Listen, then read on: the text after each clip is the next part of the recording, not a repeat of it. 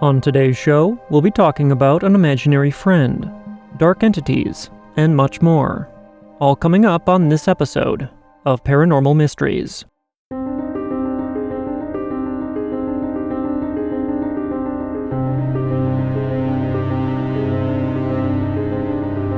Thank you for joining me, and welcome to another week of Paranormal Mysteries.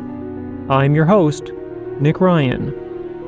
I hope everyone had a great weekend, and before we start, I'd like to say thank you to Jason, Carolyn, Alessandra, and Jandy for their support and generosity.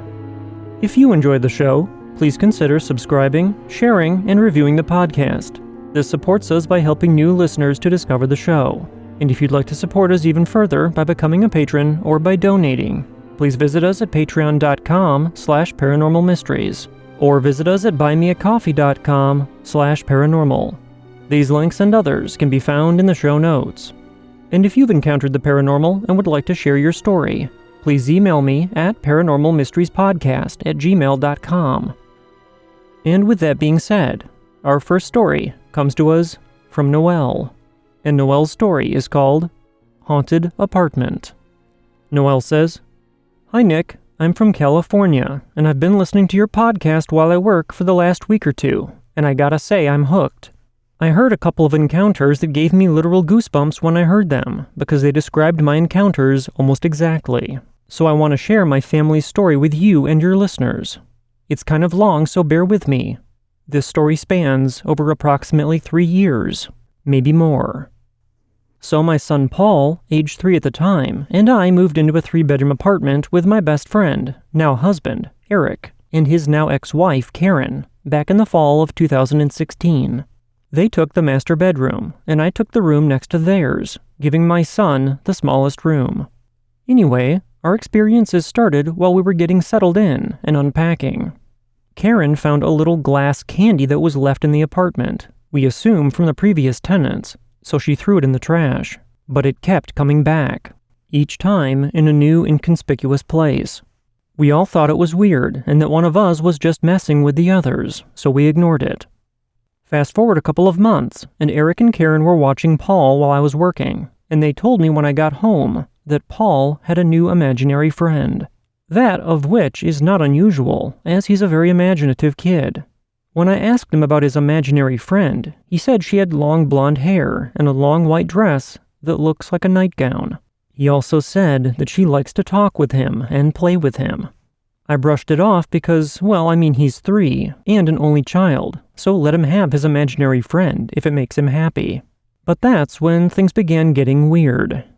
We would be sitting in the living room or in the kitchen, or even laying in the bed, and we would see movement out of the corner of our eye, and nothing was there when we would look in that direction. On a few occasions, we would see a little girl standing on the beds, looking at us for a split second, and then she would disappear. The scary part about this is that the little girl looked exactly like what my son described. I was really creeped out by that, but thought it hasn't done any harm, and Paul doesn't seem scared by her, so she must be harmless. Eric even said he walked past his bedroom one night and saw the little girl sitting on the floor playing with something. We all saw her so frequently that we just ignored her and went on with our lives, sharing our apartment with her. Knowing we were sharing our home with her was weird, but it wasn't awful. She would show herself from time to time. Once in a while she would startle us, but for the most part, things were very peaceful. But then, things changed. We began noticing a different presence in the apartment. A dark and dreary feeling. A feeling of being watched, every move. Paul began having nightmares every night.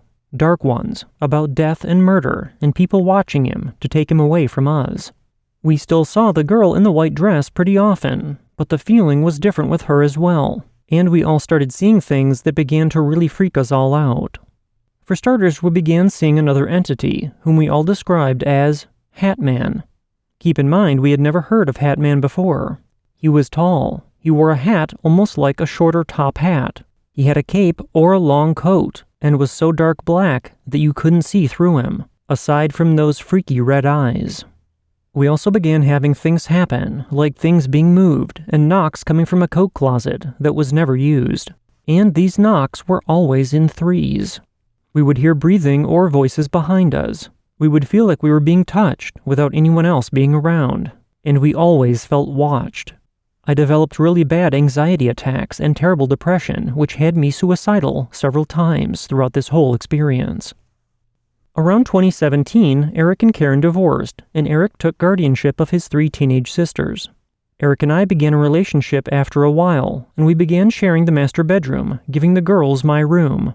All 3 girls began experiencing the same things that we had been, and they openly expressed their experiences with both Eric and I regularly. Again, we all experienced the knocks in threes almost daily, along with the touches, whispers, movements, etc. We experienced this on a daily basis, and knowing that the entity would feed on fear, we would pretend not to notice what was happening as much as possible. And this went on until the day that we moved out. I would also wake up at night with the feeling that I wasn't alone in the room. I saw glowing eyes watching me some nights, and I tried to tell myself I was just overthinking things. The last straw for me was one night Eric and I were laying in bed and watching TV and eating a midnight snack when I heard something at the bedroom door, which was closed and latched. As I'm looking at the door, I see the knob turn super slowly, and the door slowly creaked open, just enough for someone's head to poke in, and it then slowly closed and latched again. Eric went to check on the kids, thinking that maybe someone woke up, or maybe Paul had another nightmare, but everyone was sound asleep. I was so scared I burst into tears and didn't sleep much that night. The next night I was working and Eric was home with the kids, sitting on the couch watching TV with them, when he glances over just in time to see a black arm reach around the corner from the hallway with long black claws on it, as if it were trying to grab for something. He said that he attempted to pretend that it didn't happen so as not to fuel the entity with his fear. He told me this when I came home from work, and again, I didn't sleep. At this point, the little girl is scarce, and the Hat Man is always there. I then made it my mission to get out of that apartment, and fast. In 2019, we finally got a house and moved out of that nightmare. Up until the day we handed our keys over, we had the Hat Man watching us, whispering, breathing, and traumatizing everyone. The little girl was left in the apartment as well, and we noticed a new entity in our last days there, but she was different. She has a light, glowing aura about her. I was able to see her features and could tell she was there to protect us, mainly Paul. She was always near him when I saw her. I don't know who she was or why she was only there at the end of our experiences, but I like to think that she was keeping the little girl and the Hat Man from following us to our new home. Once in our new house, Paul's nightmares stopped. My depression and anxiety was just gone, and we haven't experienced anything since. At least not to that degree. And as for the Light Lady, as I call her, I haven't seen her since. I am grateful to her because I don't want to think about what would have happened if she wasn't there, protecting my family. Eric and my sister went back to the apartment after we moved out to clean before turning in the keys, and both agree that the heavy feeling there was so thick. The feeling of anger, dread, and being watched had gotten stronger.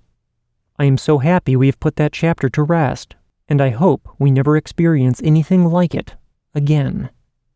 Thank you for listening, and if you have any questions, I will be happy to answer them. I have plenty of other experiences between this apartment and my childhood home. Thank you for your time and amazing stories. Our next story comes to us from Rick, and Rick says, "Hello, I am from the northern province of Argentina, Salta. I've recently hooked on to your podcast through Spotify, and I've been binge listening to it at work. I love it and all the stories you share from your listeners. I find the paranormal fascinating. However, I am not one to chase it obsessively. I wouldn't say I'm a believer. In fact, when listening to stories from somebody or when faced against the possibility of a paranormal experience, I'll always shrug it off, looking for a logical explanation. Yet, I wouldn't deny or refute it at the lack of one, and I'd always end up very interested. I have a couple of experiences that I've had when I was younger and would love to share them with you and possibly your listeners. I guess you could title these stories Ghost Dog and Playing and Laughing. Only recently, at 25 years old, I moved out from my mom's apartment in which I have lived ever since I was 10 years old. I must have been around 16 or 17 when I witnessed some events. small yet unexplainable to me. For the first one, it is important to first mention that around then we had adopted our first small dog, a dachshund or wiener dog, and he liked to hide underneath an armchair located next to my computer desk, where I'd spend most of my afternoons. Our next-door neighbor's dog, a clean white poodle, had recently passed away. I didn't know her much, other than she must have gotten into our apartment a couple of times to play, and that she barked against my dog a lot. However, one afternoon, I was playing video games and was about to take a break. When I spun in my desk chair to get up, I'd face the fridge, and onto the fridge would sit several small utilities and ornaments my mom kept. Before I got up, I could clearly see one small wooden ornament of a duck on which you could set napkins upright. The duck, literally and quite suddenly, simply jumped to the left side of my vision, down the fridge and onto the corridor that leads to the bedrooms. I went to pick it up, and didn't think much of it. At first I thought I had imagined it, but I knew it wasn't something to just shrug off. To clarify, it didn't drop or fall off the side of the fridge. It jumped, making a small high curve in midair and towards the floor of the corridor. A few days later, I'd gone to sit down at my computer in order to spend the time watching videos. When I was sitting there, I figured my dog was lying underneath the armchair next to me, because when I had come in, I had heard him scratching himself, moving around, and I simply felt his presence there. 10 minutes later, I got up to get him out and pet him some. The armchair really isn't that big, and the space under it would be covered by a hanging curtain, which is why my dog would like that spot when it was too cold. When I lifted this curtain, I was taken aback by seeing that my dog wasn't there. He couldn't have slipped out without me noticing, because to get out, he would always push the armchair up a little or make a lot of noise to drag himself out. I looked around for him and found him laying next to my mom on her bed. I asked her if he had come just now, but she told me that he had been sitting there for the last hour. Weeks later, I brought up these events to my mom and that I figured out it was our neighbor's dog looking to play around. She'd told me that in a conversation with our neighbor, our neighbor, had some things happen around her apartment, like her late dog's ball randomly rolling around on the floor, and her leg being caressed. She said that she felt as though her poodle was still around, accompanying her and looking to play. No more similar occurrences had happened later, and our neighbor moved soon after. My next story takes place in the same apartment. This one was scarier. It was when I was around 19 when I went to sleep one night, and I'd been watching TV for a while when I realized that for the last 30 minutes, I'd been hearing an increasingly annoying sound coming from the stairs of the apartment building. Muting the TV, I got up to check it out and went to the front door, and I found my mom putting her ear against the door. The walls in the building are rather thin, so you could hear when a neighbor arrived or left by the distinct noise of the doors closing and opening that could be heard from anywhere in the apartment. So this noise at the stairs wasn't something you needed to get close to hear, and I figured my mom was just trying to find out if someone was there. The noise was as though someone was hitting a metal spoon against the marble floor of the stairs. It was repetitive and had small pauses, but with no pattern in between hits. My mom opened the door to hear it better, and the noise paused, but then it continued. At first, I thought someone had maybe broken in and was trying to lure a neighbor into opening a door. When it started again, I felt my mom getting mad, and she yelled, "Who's there?" I then urged her to close the door, but she shouted louder, "Who's there? Get out!" The noise paused, and then continued. She was trying to see something among the darkness, but there was nothing. The light switch to the stairs was next to where the stairs started, some 5 meters away from the door, but with the light shining from a street window, nothing could be seen, and the noise sounded as though it came from either upstairs or downstairs.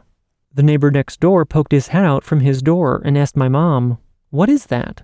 Yet everyone must have felt the same sense of dread, because nobody dared to walk out to check it out, or just turn on the lights. We must have been standing there for about 5 minutes, listening to the noise, hitting and then pausing, and then starting again, before we closed the door, and my mom then called the police.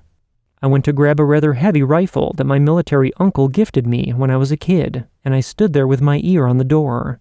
The hitting was still there, and I must have spent at least 5 minutes listening to it before it at last paused. I then heard a small kid, a boy, laughing. Then it completely stopped. No doors opening and closing, no steps, Nothing. The police later arrived, and my mom dropped the front door key to them from the balcony. They came in, turned on the lights, and checked the whole stairs and the floors, but found nothing. All the neighbors heard it, but nobody dared to check it out. The next-door neighbor was talking to the police at the main entrance when I heard the policeman explain that the noise could have been from the gas cabinet outside on the street because its door was slightly loose. I cut in, saying that it couldn't be because the noise was clearly coming from inside the building, but I guess they just shrugged me off. When everyone went back to sleep, I told my mom about the kid laughing. She suddenly put on a very sad face and said, "Oh no, it must have been the poor soul trying to leave." Maybe she knew something I didn't, but the topic ended there. Thank you for listening to my stories. Hopefully they were interesting for you and probably your listeners. I might later write to you about a couple of stories shared from a couple of my coworkers, and they are very interesting as they relate to a local rural legend, born from our folklore. Best regards, Rick. Our next listener story comes to us from Ashley, and Ashley's story is called Midnight Calling. Ashley says, "Hi Nick, I've been a fan of your podcast for a while now. I really love how you give people a safe place to share their stories. Not too long ago, I heard a story that was so similar to an experience I had. I hope that they hear this so they know that they're not alone. Here's a little backstory. I come from a family of witches going back to Central America. I remember my mom telling me that her mom and grandma were somewhat of a witch doctor of the town. Growing up, I always had a natural attraction to witchcraft and the paranormal. I also didn't know that my family came from generations of witches until weird things started getting more serious in my teens. When I was 15, my family had a tenant, an older woman, who moved out, and we had an open room up for grabs. I ended up getting the room and was now across from my sister's room. On the first night, I was falling asleep and I heard my door open and someone call my name gently. "Ashley, come here." I looked and saw nothing, so I got up. I walked over to the door and saw that it was locked. I like to place a towel at the foot of my door to keep the light out and my room warm, and that towel looked unmoved. I thought, whatever, maybe I'm nervous sleeping in my new room for the first night, and I'm hearing things. So I get back in bed and I go to sleep. But the next night, the same thing happens. I got scared and I went to my sister's room. The next morning I tell my mom, who then advises me to ask it what it wants and emphasizes not to be afraid. I go to bed kind of hoping to hear something because I'm a little excited that something wants to reach out to me. I wake up to hearing the door open and I hear my dad clearly whispering, "Ashley, come here." I open my eyes and I lay there with my back to the door again, and I look over at the door. It's closed, locked, and the towel is still there. I then close my eyes and I ask, "What do you want?" Big mistake, I immediately think, because right after I say this, I begin hearing the whispers of so many people, maybe 10 of them, in a language I've never heard before. I can't make any sense of it. It sounds loud and like Latin or gibberish, and such quick whispers. I open my eyes, but the sound doesn't go away, so I get up to run out, and it gets louder, and it sounds like something scratching. And now I'm officially freaked out. Once I got out the door, I think the sound stopped. I'm not sure I remember, because I was in my sister's room so fast that I hadn't noticed when the whispering yells stopped. I just remember shaking and crying, but my sister was knocked out with my little brother who was 4. She didn't really wake up, but she did say that I could go to bed with her. What calmed me down was my little brother. He was half awake as well, but he told me, "It's okay, nothing is going to hurt you in here," and he then hugged me with his little body. This calmed me down so much, and we then fell asleep. I didn't say anything the next morning because I didn't want my parents to think I'm crazy, although I felt crazy. My sister and brother ended up telling her, and when I got home from school, she pulled me aside and asked me about it. I then broke down into tears and told her everything. She tells me that she thinks it may be friendly and trying to warn me of something. She then asked if I wanted to either try again to talk to it or just reject it. I told her I didn't want anything to do with it because it was so terrifying. So that night, she slept with me and we banished it from the room, and we told it how the light and God is protecting my room and to please leave because I do not want to know. From that night on, I've never heard anything like it again. We think the warning was for my cousin and his best friend, because 2 weeks later, they died in a car crash. I especially think this because of the glass and the loud scratching sound. Maybe it was to express a crash. I have many more stories I will probably end up sending you as well. Thank you for such a great space, and stay safe to you and your listeners. Ashley. As we bring tonight's episode to an end, I'd like to thank all of you for tuning in, and a special thank you goes out to Noelle, Rick, and Ashley for sharing their experiences. Have you witnessed something paranormal? If so, I'd like to hear your story. You can email me at paranormalmysteriespodcast@gmail.com or visit us at paranormalmysteriespodcast.com and click on the Tell Your Story link. All of our contact information can be found in the show notes. Until next time, I hope you all have a great beginning to your week, and I look forward to seeing you back here on Wednesday as we continue our journey into the unexplained, here on Paranormal Mysteries.